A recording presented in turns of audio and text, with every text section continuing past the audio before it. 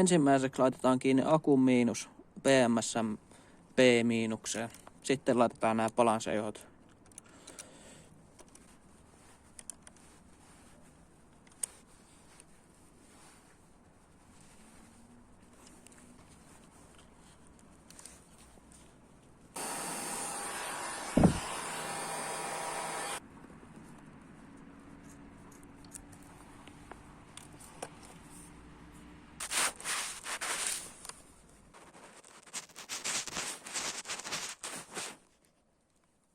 Siellä on PMS, balansointi, sitten lämpötila-anturi.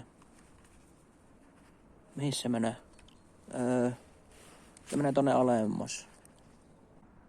Tohon tulee käynnistys.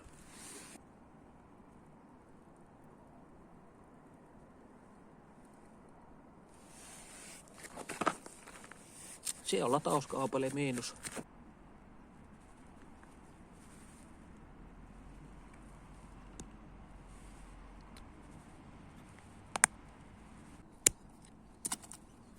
Sitten latauksen plussajohto.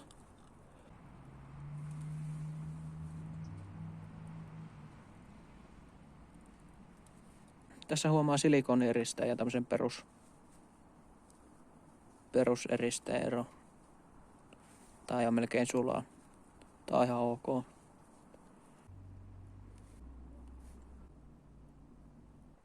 Siellä on muutama johto. Step down konverteri. Eli 72 menee 12.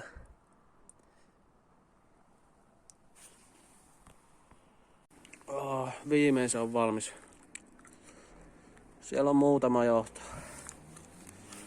No onneksi sinne ei kukaan näe. Ensimmäinen käynnistys. Nyt kyllä vähän pelottaa, että lähteekö se ollenkaan käyntiin.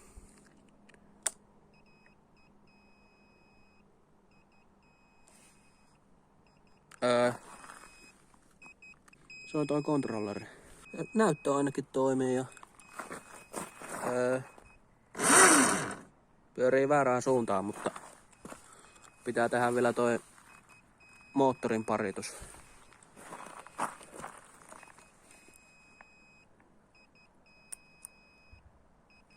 Oho, sekin toimii. Yllättävää.